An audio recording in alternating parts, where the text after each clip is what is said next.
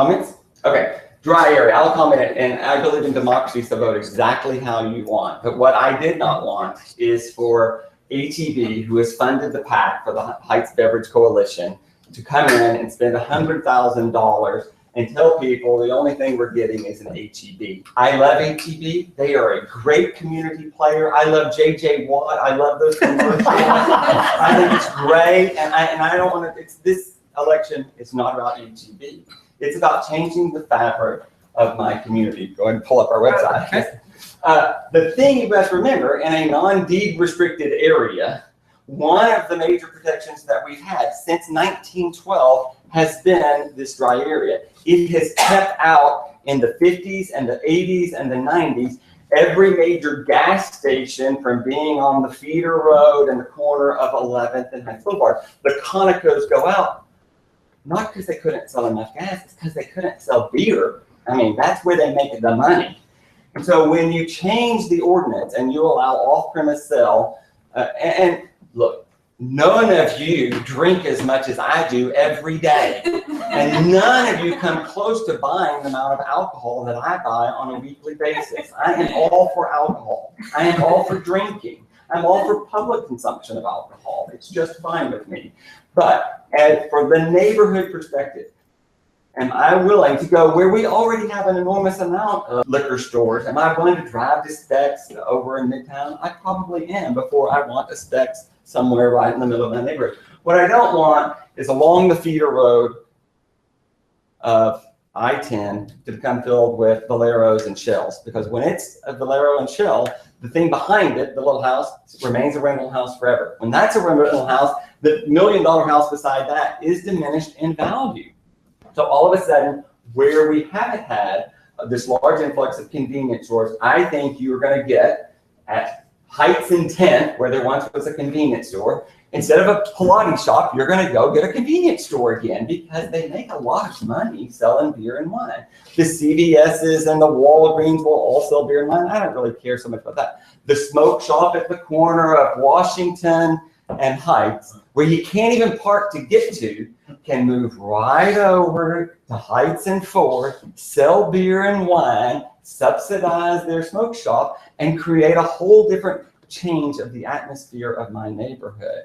It's the convenience stores. It's Quiznos becomes drive-through margarita shop again. You know, the fabric can change pretty darn quickly. The brew pubs, the wine tasting rooms, all of those sort of things would be allowed when you modify the ordinance. And let's be real, HEB has a lot of money, but there are a lot of other people with significantly more money than HEB.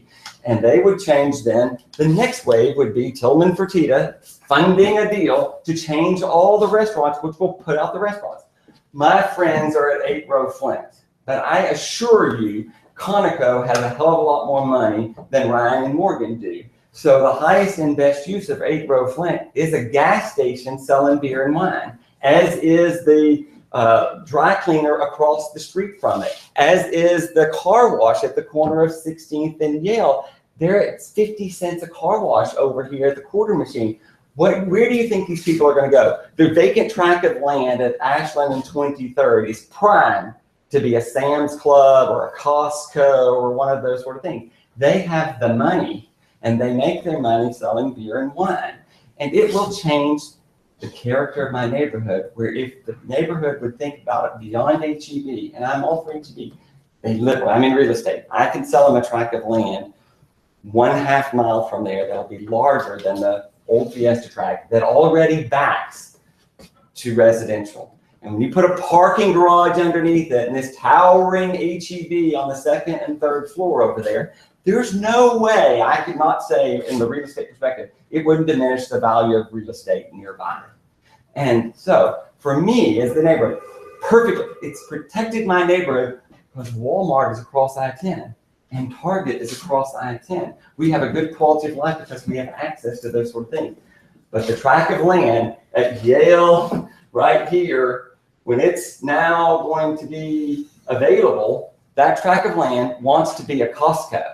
You know that, right? I mean, they're not selling up plants over here at the corner of Yale and I-10 as much as, or there again, whatever other grocery store can go there. But You follow Heights, you follow 11th Street, 14th, Yale, all these sort of things.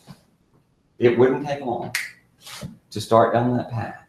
And the only protection we have at the moment, and like I said, the historic district, we're cut out of these areas. Those areas are not in a historic district, even though you can build a Walmart in a historic district. But I mean, I'm just telling you, you tear down these large tracts, these apartment complexes that are older, you're not replacing them back with what you've had before. The Heights is too popular, it's too prime, we're known for these sort of walkabilities.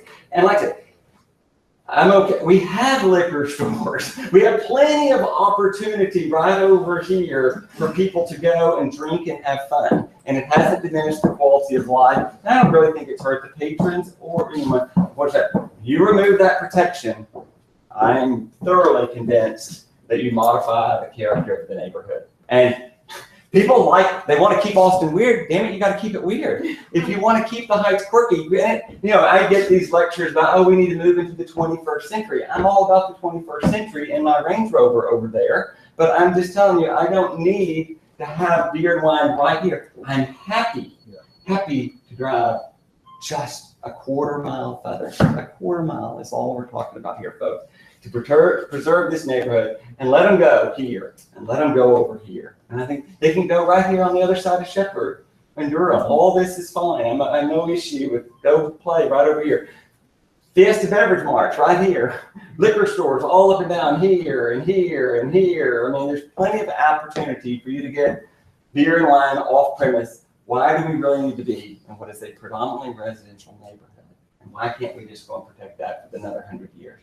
And believe me, if we didn't have that, think about this. You would have had gas stations all up and down Heights Boulevard in the 70s, 80s, and 90s. And if there were Sinclair and Valero and all these sort of things, we have a historic district now, that's probably going to protect it. But if you had had those, would our neighborhood be the same? No way. So why am I willing to risk that for an HEB? I'm not willing to do it. So we encourage you to vote otherwise. But I believe in democracy. I'm probably going to get my ass kicked on that anyway, but I thought the fight was worth fighting.